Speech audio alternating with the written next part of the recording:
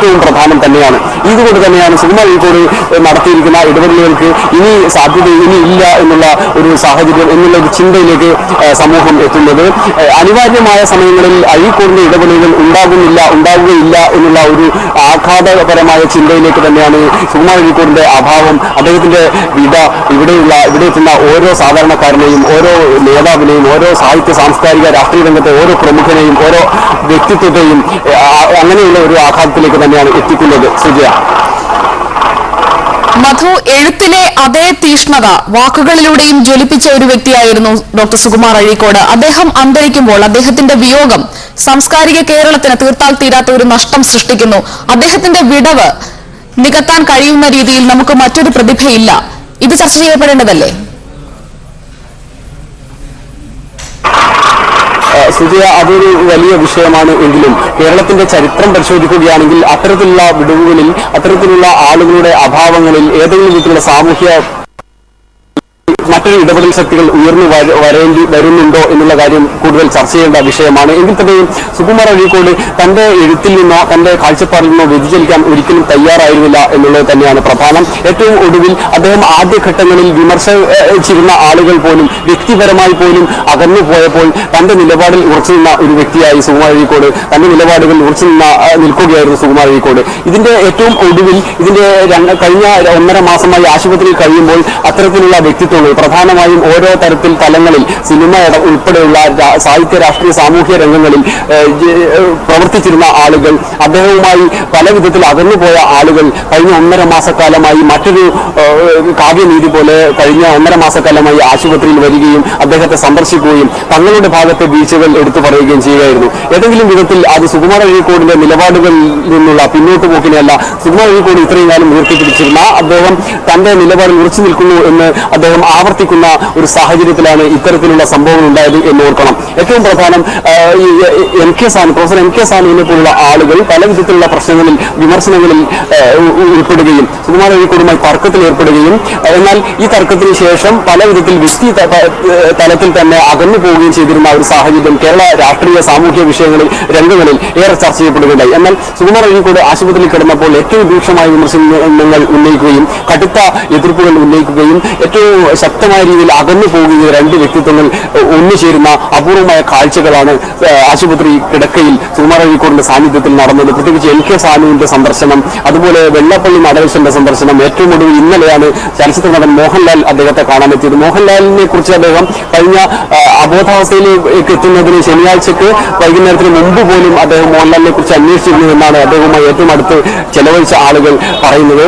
അത്തരത്തിൽ എല്ലാ വിധത്തിലുള്ള പ്രശ്നങ്ങളും പരിഹരിച്ചുകൊണ്ടുള്ള ഒരു കാവ്യനീതി പോലെയുള്ള ഒരു മരണമാണ് സുകുമാർ അഴീക്കോടിന് ഉണ്ടായിരിക്കുന്നത്. സുജയ, മധു, എഴുത്തു ജീവിതം തുടങ്ങിയത് മുതൽ തന്നെ ഈ വിവാദങ്ങളെല്ലാം സുകുമാർ അഴീക്കോടിന്റെ സന്തത സഹചാരികളായിരുന്നു. ഒരു വിവാദ നായകൻ എന്ന നിലയിലാണ് ചിലപ്പോഴെങ്കിലും മലയാളി സുകുമാർ അഴീക്കോടിനെ ഓർമ്മിച്ചിരുന്നതും പല വേളകളിലും അദ്ദേഹത്തെക്കുറിച്ച് പരാമർശിച്ചിരുന്നതും. എങ്ങനെ വിലയിരുത്താം അദ്ദേഹത്തിന്റെ നിശിതമായ വിമർശനങ്ങളെ? സുജയ, ഈ വിവാദ നായകൻ എന്നുള്ള പ്രയോഗം വളരെയേറെ ആളുകളെ ചുരുക്കി കിട്ടുന്ന ഒരു പ്രയോഗമാണ്. അത്തരത്തിലുള്ള ഒരു പ്രയോഗത്തിനകത്ത് നിൽക്കുന്ന ആളല്ല സുകുമാർ അഴീക്കോട്. വിവാദങ്ങൾ ഒരു തർക്ക വിഷയമുണ്ടാവുകയും അത് മാധ്യമങ്ങൾ ഉൾപ്പെടെയുള്ള സാമൂഹ്യ മാധ്യമങ്ങൾ എല്ലാം ചർച്ച ചെയ്യപ്പെടുകയും ചെയ്യുമ്പോൾ അതിനെ നമ്മൾ വിവാദം എന്ന് വിളിക്കുന്നുണ്ടെങ്കിലും സുകുമാർ അഴീക്കോട് ഇടപെട്ട വിഷയങ്ങൾ, അദ്ദേഹം വിമർശിക്കപ്പെട്ട ആളുകൾ, ആ ചർച്ചകൾ എത്തിച്ചേരുന്ന ഒരു തലം, ഇതെല്ലാം കൂടി ചേർത്ത് വായിക്കുമ്പോൾ ഇത് കേവലം വിവാദത്തിനപ്പുറം ആരോഗ്യകരമായ ഒരു നിഗമനങ്ങളിലേക്കാണ് എത്തിച്ചേരാൻ കഴിയുക. ഏറ്റവും ആദ്യഘട്ടങ്ങളിൽ മുതൽ അവസാനം വരെയുള്ള വിഷയങ്ങൾ എടുത്ത് പരിശോധിച്ചാൽ മനസ്സിലാകും. കാരണം ജി ശങ്കരക്കുറുപ്പ് ഉൾപ്പെടെയുള്ള ആളുകളെക്കെതിരായി അദ്ദേഹം രംഗത്ത് വന്നിരുന്നു.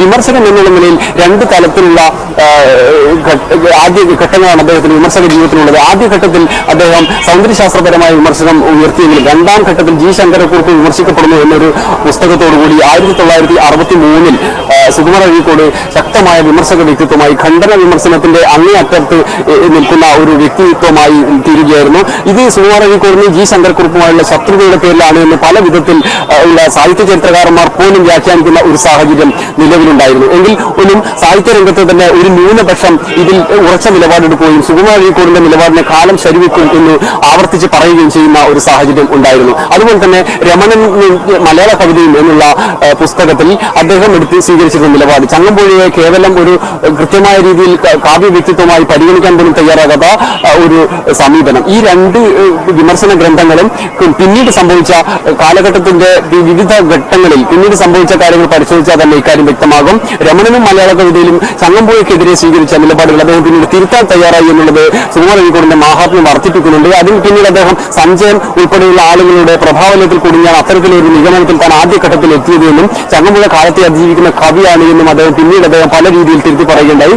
എന്നാൽ ഇതേ സമയത്ത് തന്നെ ജി ശങ്കർക്കുറുപ്പിനെതിരെ എടുത്ത നിലപാടുകൾ, ജി ശങ്കർക്കുറുപ്പിന്റെ കവിതകൾക്കെതിരെ അദ്ദേഹം ഉയർത്തിയ സിംബോളിക് മിസ്റ്റിസിസത്തിനെതിരെ എടുത്ത നിലപാടുകൾ, മലയാളത്തിൽ ഇത്തരത്തിൽ വെറുതെ സമയം വ്യയം നടത്തുന്ന കാൽപ്പനികതയ്ക്കെതിരെ താൻ ഉറച്ച നിലപാടെടുക്കുമെന്നും ഇത്തരത്തിലുള്ള കൃതികൾ കാലത്തെ അതിജീവിക്കില്ല എന്നും അദ്ദേഹം പറയുകയുണ്ടായി. പിന്നീട് കാലങ്ങൾക്കിപ്പുറം ചില വിമർശകന്മാർ തന്നെ വിലയിരുത്തിയിരുന്നത് പോലെ ജി ശങ്കരക്കുറുപ്പിന്റെ കൃതികൾ ക്ലാസിക് പട്ടികയിലേക്ക് എത്തുകയും അത് ഏതെങ്കിലും വിധത്തിൽ വില കുറച്ച് കാണുന്നില്ലെങ്കിൽ തന്നെയും ജനകീയമായ വായനയ്ക്ക് ഇടം നൽകുന്നതിന് പകരം പഠന ഗ്രന്ഥാലയങ്ങളിലേക്ക് മാറ്റപ്പെടുന്ന ഒരവസ്ഥ രൂപപ്പെട്ടിട്ടുണ്ട് എന്നുള്ളത് ഒരു വാസ്തവമാണ്. ഈ സാഹചര്യത്തിലും സുകുമാർ അഴീക്കോടിന്റെ പുസ്തകങ്ങൾ, അദ്ദേഹത്തിന്റെ ഇടപെടലുകൾ, അദ്ദേഹത്തിന്റെ ജി ശങ്കരക്കുറുപ്പ് വിമർശിക്കപ്പെടുന്ന പോലുള്ള ഗ്രന്ഥങ്ങൾ ഇപ്പോഴും വായിക്കപ്പെടുന്നുണ്ട്, സ്വാഭാവികമായ നിലയിൽ വായിക്കപ്പെടുന്നുണ്ട് എന്നുള്ളത് ഏറ്റവും പ്രധാനമാണ്. ഇതുകൊണ്ട് തന്നെ സുകുമാർ അഴീക്കോട് എടുത്തിരിക്കുന്ന നിലപാടുകൾ, അദ്ദേഹം സ്വീകരിച്ചിരിക്കുന്ന സമീപനങ്ങൾ ഏറ്റവും പ്രധാനമാണ്. അദ്ദേഹത്തിന്റെ ഉറച്ച നിലപാടുകൾ, ശരിയെന്ന് തോന്നുന്ന നിലപാടുകൾക്ക് വേണ്ടി ഉറച്ചു നിൽക്കാൻ അദ്ദേഹം ഏതറ്റം വരെയും പോകും എന്നുള്ളത് തന്നെയാണ് അദ്ദേഹത്തിന്റെ ഈ വ്യക്തിത്വം തെളിയിക്കുന്നത്. സുജയ, മധു, ജീവിച്ച കാലഘട്ടത്തിലെ ഏറ്റവും വലിയ ഗാന്ധിയനായിരുന്നു അഴീക്കോടെന്നാണ് മുഖ്യമന്ത്രി ഉമ്മൻചാണ്ടി അദ്ദേഹത്തെ അനുസ്മരിച്ചത്. ഒരു ഗാന്ധിയൻ എന്ന നിലയിൽ എങ്ങനെ വിലയിരുത്താം അദ്ദേഹത്തിന്റെ പ്രതിഭയെ?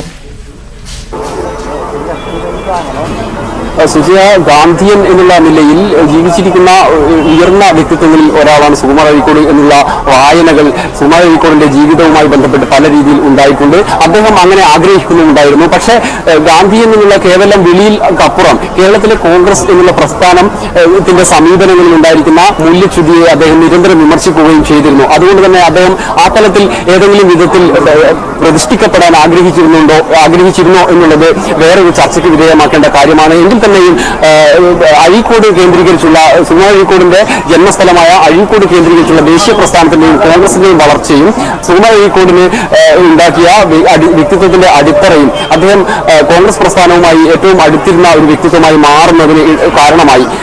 എന്നാൽ പിന്നീട് കോൺഗ്രസ് പ്രസ്ഥാനത്തിലുണ്ടായിരുന്ന വിവിധ തരത്തിലുള്ള മൂല്യച്യുതികൾ ചൂണ്ടിക്കാട്ടിക്കൊണ്ട് താൻ കോൺഗ്രസുകാരനായി മരിക്കാൻ ആഗ്രഹിച്ചു എങ്കിലും തന്നേക്കാൾ മുമ്പേ കോൺഗ്രസ് മരിച്ചു എന്നുള്ള ഒരു പ്രയോഗത്തിലൂടെ സുകുമാർ അഴീക്കോട് തന്നെ വിവാദത്തിലേക്ക് ചെന്നപ്പെടുകയുണ്ടായി.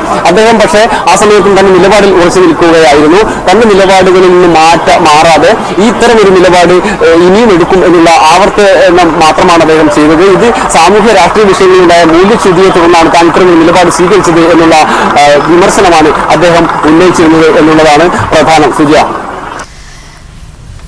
ഡോക്ടർ സുകുമാർ അഴീക്കോടിന്റെ മൃതദേഹം ഇപ്പോൾ തൃശൂർ സാഹിത്യ അക്കാദമി ഹാളിൽ പൊതുദർശനത്തിന് വെച്ചിരിക്കുകയാണ്. ഇവിടെ നിന്നും അല്പസമയത്തിനകം കോഴിക്കോട്ടേക്ക് മൃതദേഹം വിലാപയാത്രയായി കൊണ്ടുപോകും. വിശദാംശങ്ങൾ നൽകുകയായിരുന്നു KV മധു തൃശൂരിൽ നിന്നും. ഈ ബുള്ളറ്റിൻ ഇവിടെ അവസാനിക്കുകയാണ്. അടുത്ത ബുള്ളറ്റിൻ അല്പസമയത്തിനകം. നമസ്കാരം.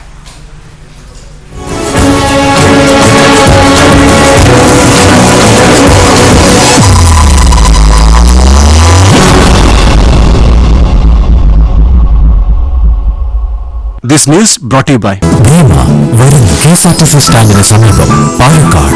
ഇമാനുവൽ സിൽക്സിന്റെ കൊച്ചിയിലെ world record showroom Shahrukh Khan ഉദ്ഘാടനം ചെയ്തിരിക്കുന്നു. Starlet kids jewellery from Malabar Gold. നിങ്ങൾ വാങ്ങുവിൻ.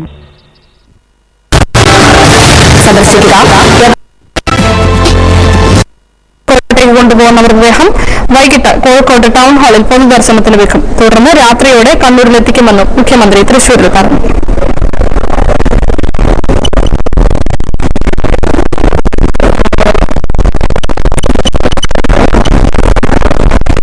കണ്ണൂരിലേക്ക് പുറപ്പെട്ട് കണ്ണൂർ മഹാത്മ മന്ദിരത്തിൽ ഇന്ന് രാത്രി ദർശനത്തിന് വെക്കും.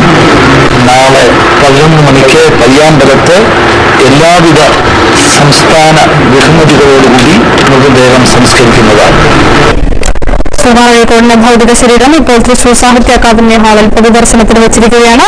ഏതാണ്ട് 20 മിനിറ്റിനകം തന്നെ അവിടെ നിന്ന് അദ്ദേഹത്തിന്റെ ഭൗതിക ശരീരം വഹിച്ചുകൊണ്ടുള്ള വിലാപയാത്ര കോഴിക്കോടേക്ക് പുറപ്പെടും എന്നാണ് കരുതുന്നത്. ONV കുറിപ്പ് എത്താൻ വേണ്ടി മാത്രമാണ് ഇപ്പോൾ വിലാപയാത്ര തുടങ്ങാൻ വൈകുന്നത്. അദ്ദേഹം എത്തി ആദരാഞ്ജലികൾ അർപ്പിച്ചാൽ ഉടൻ തന്നെ വിലാപയാത്ര കോഴിക്കോടേക്ക് പുറപ്പെടും. കോഴിക്കോട് ഇന്ന് രാത്രി പൊതുദർശനത്തിന് ശേഷം കണ്ണൂരിലേക്ക് കൊണ്ടുപോകും. നാളെ രാവിലെ 11 മണിക്കാണ് കണ്ണൂരിൽ പൂർണ്ണ ഔദ്യോഗിക ബഹുമതികളോടെ അദ്ദേഹത്തിന്റെ സംസ്കാരം. മനോരമ ന്യൂസിൽ അല്പസമയത്തിനകം വാർത്തകൾ തുടരും.